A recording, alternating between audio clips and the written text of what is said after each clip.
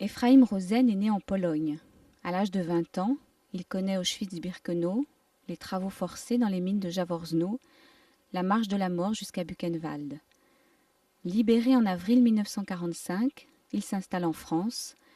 Il est aujourd'hui grand rabbin à Strasbourg. C'est le seul survivant de sa famille. En 1940, il a 15 ans quand l'Allemagne envahit son pays et instaure la constitution de ghetto pour les Juifs. Il vit avec ses parents dans le ghetto d'Ostrowiec, sa ville natale.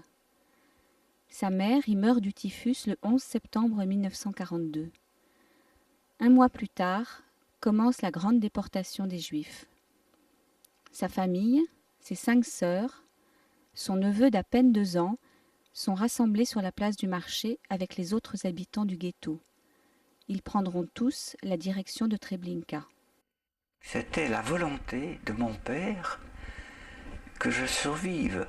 Si mon père ne m'avait pas poussé pour me cacher pendant que les fauves couraient pour ramasser les juifs et les mettre dans les wagons, les expédier à Treblinka, je ne serais pas là aujourd'hui.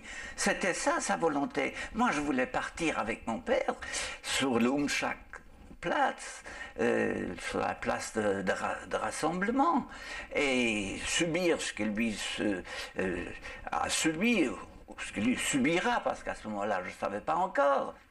Nous sommes arrivés à Birkenau, c'était fin juin 44. Fin juin 44, tout marchait encore. Alors on plaisantait, vous voyez, on sentait d'abord cette fumée âcre qui nous raclait la gorge, mais on voyait aussi ce qui se passait. Alors on plaisantait, l'un demande à l'autre, on en sortira, on n'en sortira pas, on en sortira sûrement. Si ce n'est pas par la porte, ce sera par la cheminée. Voilà comment on se consolait. Hitler a voulu davantage détruire le judaïsme que les juifs. C'est-à-dire la civilisation juive, la religion juive, celle qui croit en l'éternité, que les juifs physiques. Il voulait détruire l'âme juive. Voilà. Et ça, il ne l'a pas atteint. Et c'est là qu'il a échoué. J'honore mon père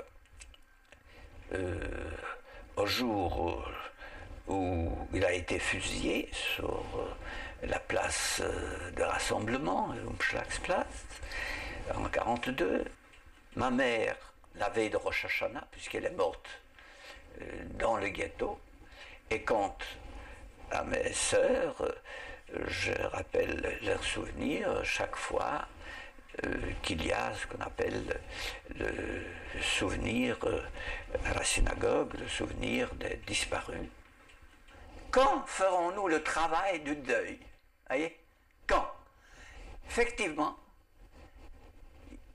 une question se pose pour ceux-là, comment faire le deuil? Comment faire le deuil? Personnellement, je pense que c'est en rappelant constamment le sacrifice de ces personnes. Tous ceux qui ont vécu cette période, soit dans le camp, soit en se cachant, soit encore dans un autre pays, tous les juifs, en principe, et tous ceux qui ont ressenti, même les non-juifs, qui ont ressenti le mal de la Shoah, ont ensemble l'idée ou le devoir de la reconstruction. Dieu n'a pas créé le monde pour qu'il demeure vide.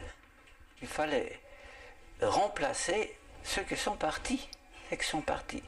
D'ailleurs,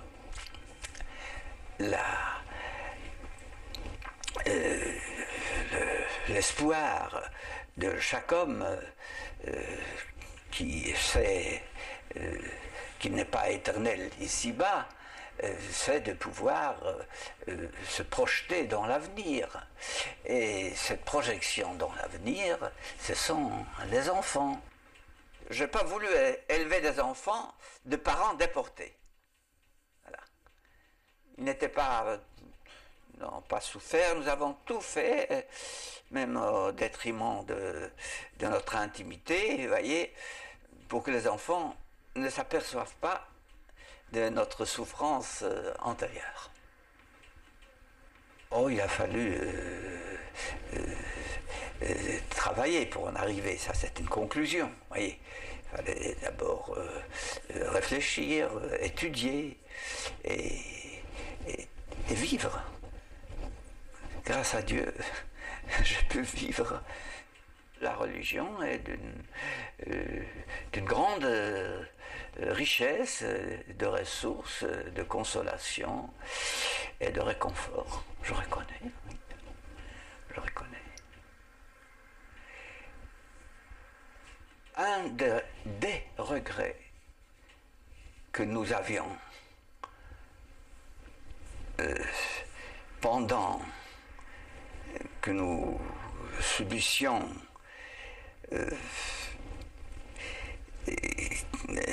le joug des nazis, c'était de ne pas pouvoir nous défendre. De sorte qu'on s'est promis que ça n'arriverait plus, qu'on saura se défendre, soit par la parole, soit par les armes s'il le faut.